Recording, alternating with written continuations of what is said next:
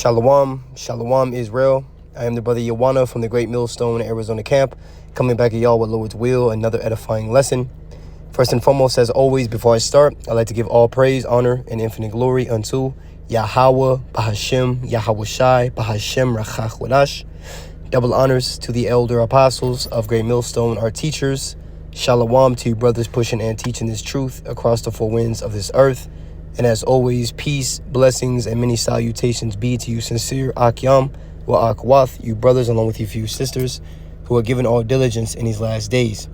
Right, so through the mercy and grace of the Heavenly Father, Yahweh, through his only beloved begotten Son, Yahweh Shai, coming back with another sit-down lesson. And before I get into the lesson, I do have some clips that I do want to play right from the news, okay, because, just recently there was a shooting in Australia at Bondi Beach, okay, which was said to, there was a Jewish holiday that was being held there.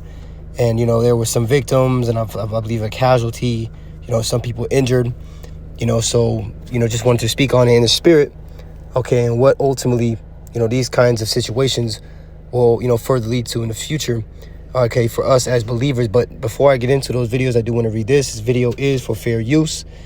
It says excerpts of copyrighted material may, under certain circumstances, be quoted verbatim for purposes such as criticism, news reporting, teaching, and research without the need for permission from or payment to the copyright holder. Okay, just want to read that real quick before we get into the clips, for sake of the video not being copyrighted, okay, or taken down. Okay, so without further ado, Lord's will, this lesson is edifying, and let's get to it. People are dead after a shooting during a Jewish holiday celebration at Sydney's Bondi Beach. Yeah, it's for the first night of Hanukkah. Police are investigating the mass shooting as a terrorist attack. KTLA's Aaron Myers is live in Pico Robertson with more about what we know about this terror investigation and how it's reverberating here at home. And Aaron, I know at this hour we have a lot of new reaction locally. Hi, YouTube. Good morning. Well, we know that Jewish organizations are being told to take precautions at locations and at events, and I'll have more on that in just a moment. But as you said, Australian officials, they are considering this a terrorist attack, and we do have video we can show you. This is when shots rang out, and I want to warn you that it may be disturbing.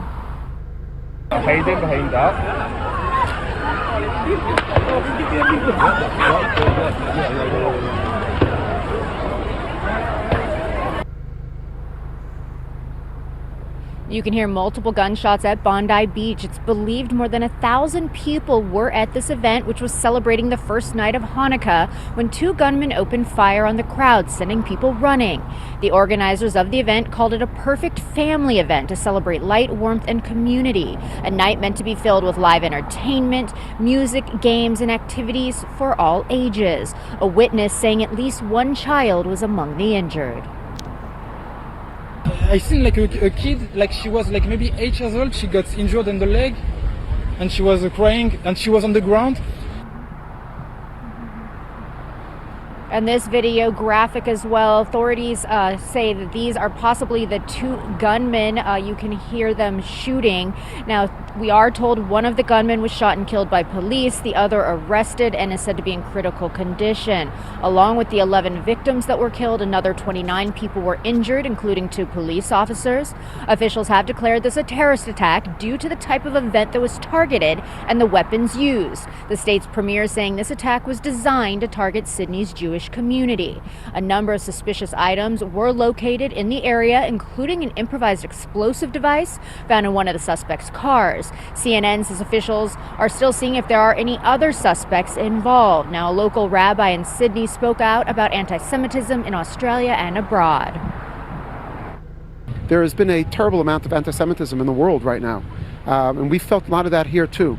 And unfortunately, when we allow things like that to go unchecked, these are the things that inevitably do happen.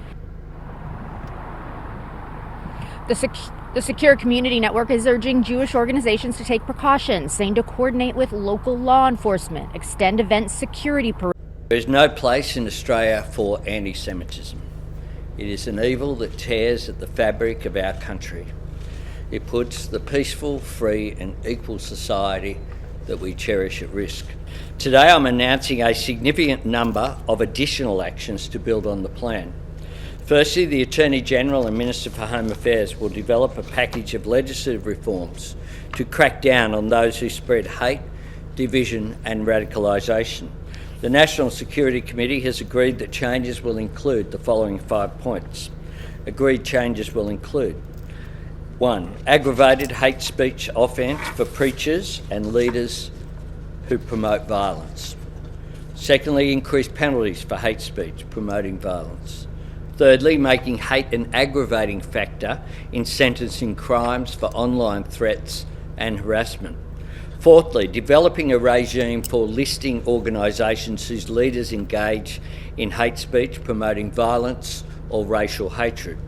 And fifthly, developing a narrow federal offence for serious vilification based on race and/or advocating racial supremacy. The Minister for Home Affairs will also have new powers to cancel or reject visas for those who spread hate and division in this country or would do so if they were allowed to come here.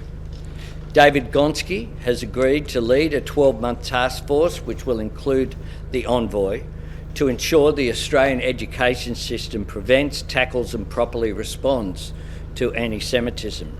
The East Safety Commissioner, the Special Envoy and the Department of Communications will work together to provide online safety advice to address anti-Semitism. I can also announce today the disaster recovery funding arrangements will be triggered in response to the attack. So the Commonwealth and New South Wales will share the financial burden of the recovery. This is the first time that the DRFA has been used for a terrorist attack.